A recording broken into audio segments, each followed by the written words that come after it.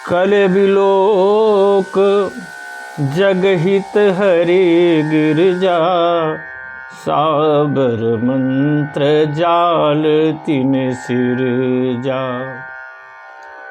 अनमिल आखर अर्थ न जापू, प्रगट प्रभाव महेश प्रताप। यदि साबर मंत्रों को भाषा व्याकरण की कसौटी पर कस के देखा जाए तो ये सर्वदा हास्यास्पद प्रतीत होते हैं, किंतु यह तो कसौटी की ही गलत है।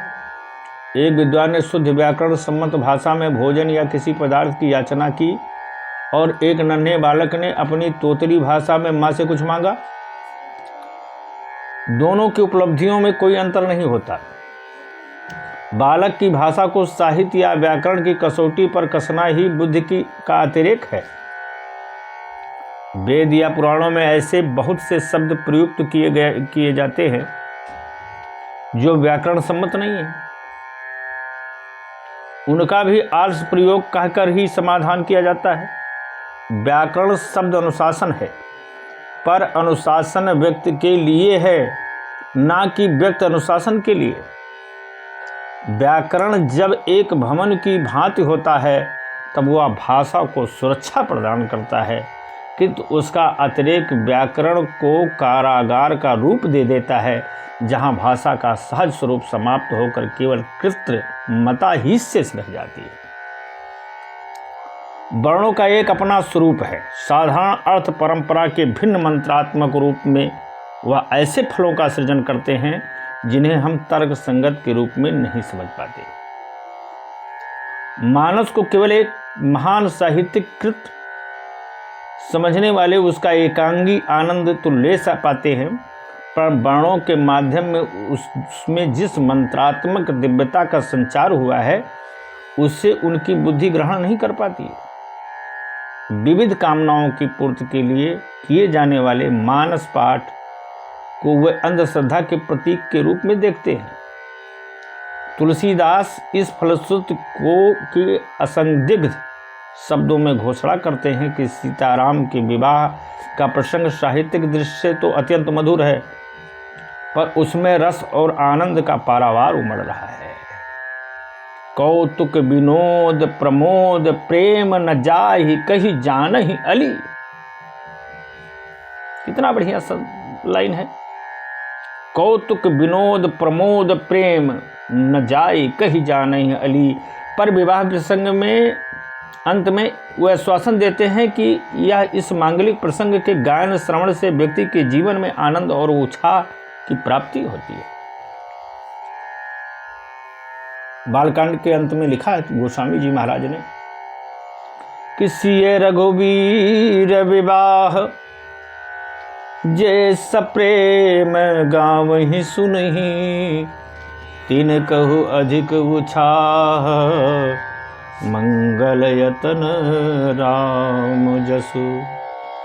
इस दोहे का मर्म साहित्य की प्रचलित तथा कथित बुद्धिवादी विधा से हृदयंगम नहीं किया जा सकता।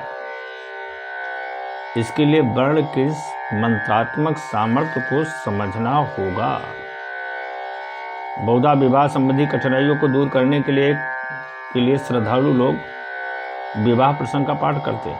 प्रश्न किया जाता है कि विवाह संबंधी समस्या के समाधान के लिए प्रयास की आवश्यकता है या पाठ की, तो उत्तर में यह पूछा जा सकता है कि पाठ भी क्या स्वयं प्रयास नहीं है। विवाह के लिए हम मध्यस्थ की खोज करते हैं।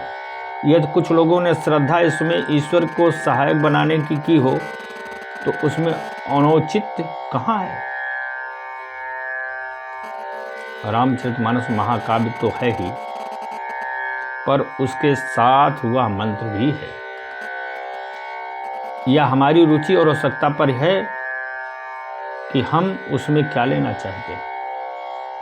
कुछ लोग मानस पाठ की प्रक्रिया का तोता रटंत कहकर उपहास की दृष्टि से देखते हैं। इसे बुद्धिवादी दृष्टिकोण समझा जाता है,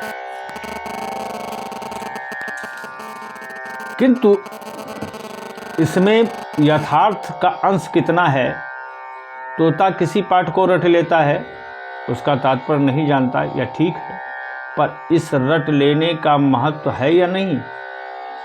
अन्य पक्षियों की तुलना में तोता व्यक्ति को इसलिए प्रिय है कि उसमें मानवीय भाषा के अनुकरण की सामर्थ्य है, इसलिए मनुष्य उसे पालता है, उसे प्यार करता है और उसकी सुविधाओं का ध्यान रखता है। यदि व्यक्ति में तोता रटन की ऐसी सामर्थ्य है तो केवल इसलिए उसे व्यर्थ मानना कि वह समझ नहीं पा रहा है बुद्धिवाद का अधूरापन ही सिद्ध करता है।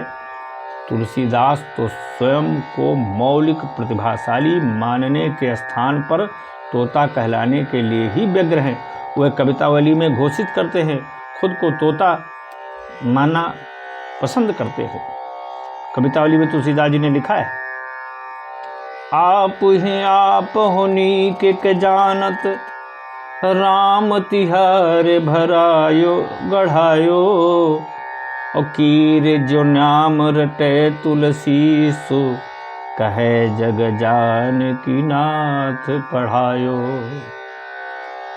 सोई के खेद जो वेद कहे, न घटे जन जो रघुवीर बढ़ायो, हो तो सदा खर को असबार, तिहारोई नाम गयंज चढ़ायो। कीर जो नाम रटे तुलसीदास जी अपने आप को तोता घोषित करते। यदि तुलसीदास तोता है तो इस कीर को पाठ पढ़ाने वाले भी तो स्वयं राम हैं।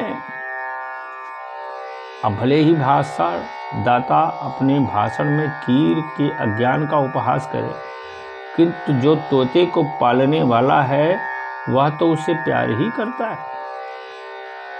भाषणदाता की समस्या यह है कि वो तोते में जो नहीं है उसे ढूंढकर निराश हो रहा है।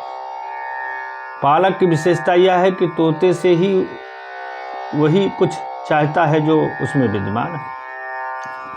यदि समझना एक कला है तो स्मरण और अनुकरण भी एक कला है। दोनों का अपना अलग अलग महत्व है। अंताक्षरी प्रतियोगिता में एक महान विद्वान भी पराजित हो सकता है यदि उसमें स्मरण शक्ति का अभाव है। अस्तु वर्ण सामर्थ्य के दो भागों में विभाजित किया जा सकता है।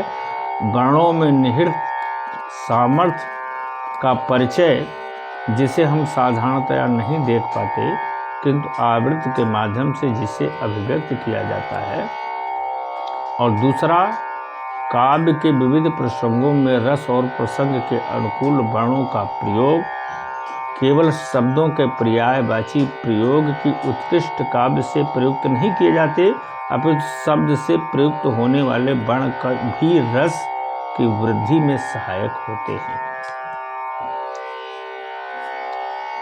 प्रसंग पुष्पवाटिका में श्री सीता जी के आभूषणों की ध्वन कौशलेंद्र के कर्ण कुहरों में प्रविष्ट हुई। पुष्पवाटिका प्रसंग में वर्णन आता है,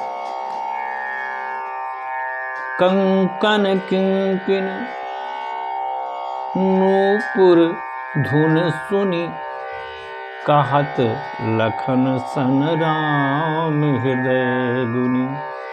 अब इस पंक्तियों में केवल आभूषणों की ध्वनि का उल्लेख ही नहीं है, अपितु प्रयुक्त किए जाने वाले शब्दों में भी एक झंकार है। श्री सीता सखियों के साथ मंथरगत से चल रही हैं, अतः शब्द सहज प्रवाह युक्त न होकर रुक रुक कर उच्चारण के लिए बाध्य करते हैं। कंकन किंकिन नूपुर धुन सुनी। देखिए शब्दों को, प्रत्येक शब्द अवरोध उत्पन्न करता हुआ मंथरगत का भान कराता है। इसी प्रकार युद्ध के लिए प्रस्तुत रघुवीर के इस चित्र के परुष वर्णों का प्रधानता है।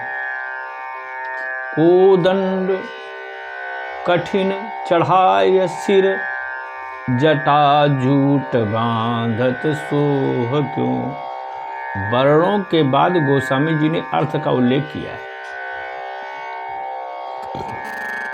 कविता का ध्यानात्मक आनंद भी रस की सृष्टि करता है। मन और कानों में इससे भले ही रस प्राप्त हो, पर बुद्धि इतने से ही संतुष्ट नहीं हो पाएगी। इसके लिए स्वर या वर्ण के साथ साथ कोई अस्थाई शब्द में निहित अर्थ का महत्व अधिक है। कवि यदि आनंद के साथ साथ कोई अस्थाई संदेश देना चाहता है तो उसके लिए अर्थ का आश्रय लेना होगा।